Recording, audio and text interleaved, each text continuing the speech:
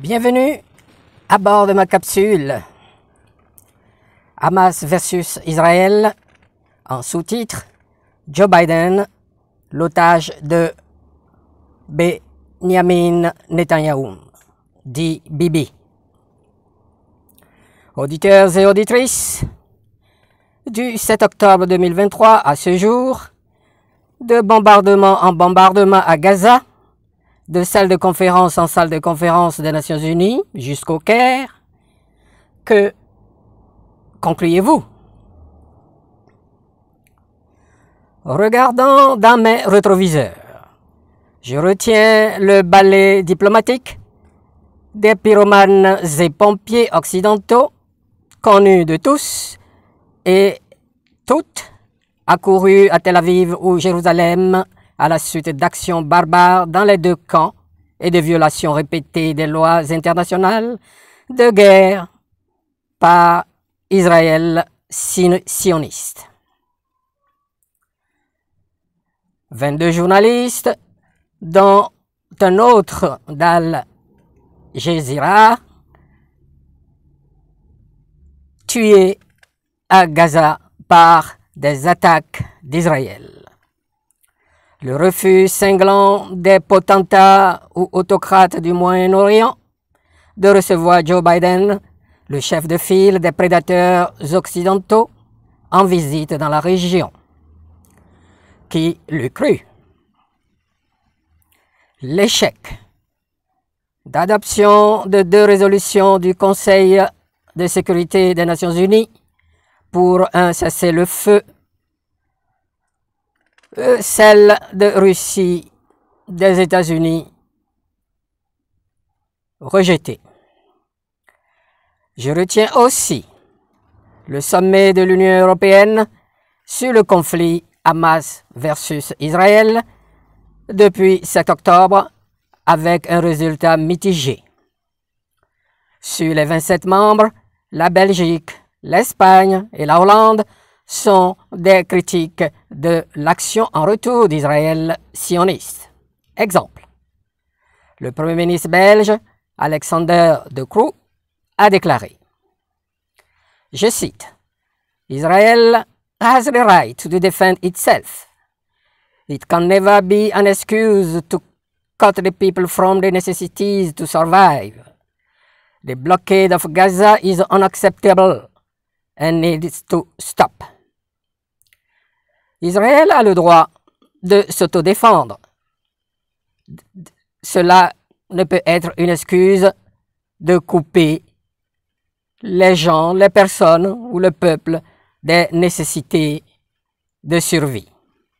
Le blocus de Gaza est inacceptable et doit s'arrêter. Les 27, quoique divisés, proposent une conférence internationale de paix pour bientôt sur le Moyen-Orient.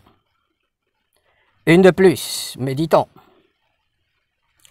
Ensuite, une conférence spéciale de l'Assemblée générale des Nations unies et l'adoption de la résolution d'une trêve durable ou humanitaire non exécutoire le 27 octobre, dont le résultat du vote suit.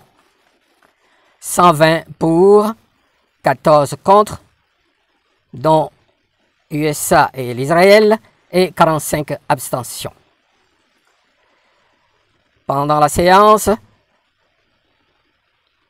on déplore l'expulsion du représentant israélien de la session pour comportement désordonné durant l'intervention de celui de l'Iran. Soutien sans cesse croissant du peuple palestinien à travers le monde, dans toutes les grandes capitales. Augmentation croissante des bombardements et incursions militaires terrestres sur Gaza par Tsahal, l'armée Israël. Durant ce ballet diplomatique des grands de ce monde, accourus en Israël, qui, comme je l'avais prédit, continue de narguer le reste du monde depuis sa dôme de fer made in USA. Les massacres et la destruction à Gaza se poursuivent. À la lumière de tout ce qui précède, des manigances et différentes prises de position voient l'unanime désaveu, essuyé du revers de main par l'Israël du fait de sa réaction sioniste.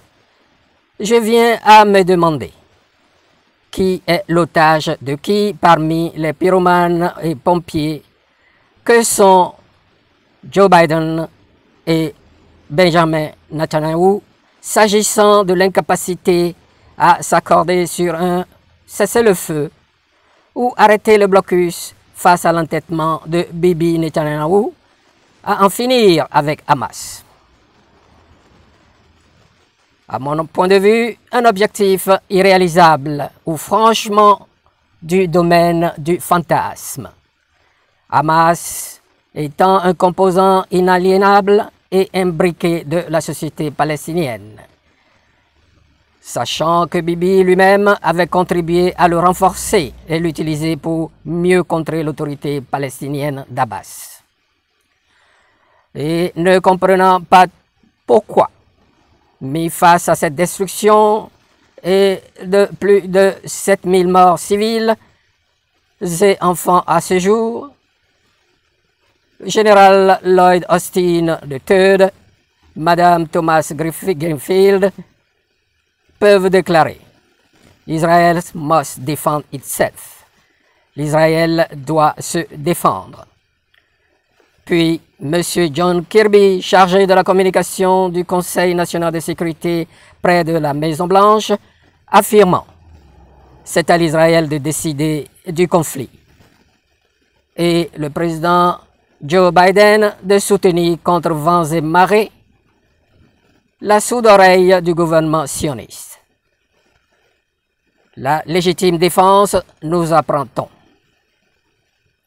Je ne peux que noter l'hypocrisie ou mensonge d'État et j'en conclus que Joe Biden, le démocrate en chef, ignorant royalement en plus le plaidoyer pathétique de la représentante démocrate du Minnesota au Congrès, Ilhan Omar, d'origine somalienne, et Joe Biden prétendant que le nombre de 3000 plus enfants morts est exagéré.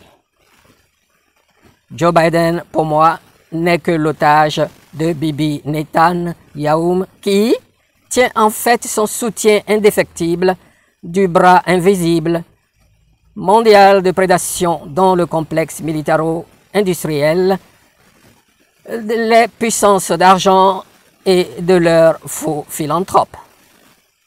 Leur bonheur, comme je l'ai déjà souligné dans une vidéo précédente, tire du malheur des damnés de la terre, y inclut les Arabes palestiniens dont la souveraineté et droits humains ont été ignorés dès 1948, date de la création de l'État juif. Auditeurs et auditrices, pourquoi les Nations Unies ne l'avaient pas clairement énoncé ou créé l'État arabe de la Palestine au même moment, plutôt que de les avoir laissés à la merci des potentats ou autocrates arabes? Aujourd'hui, ce sont leurs rues qui les forcent à se sortir de leur silence assourdissant et complice avec l'Israël sioniste. Dites-moi ce que vous en pensez dans votre commentaire. Merci de votre attention. Partagez, abonnez-vous, appuyez sur le pouce.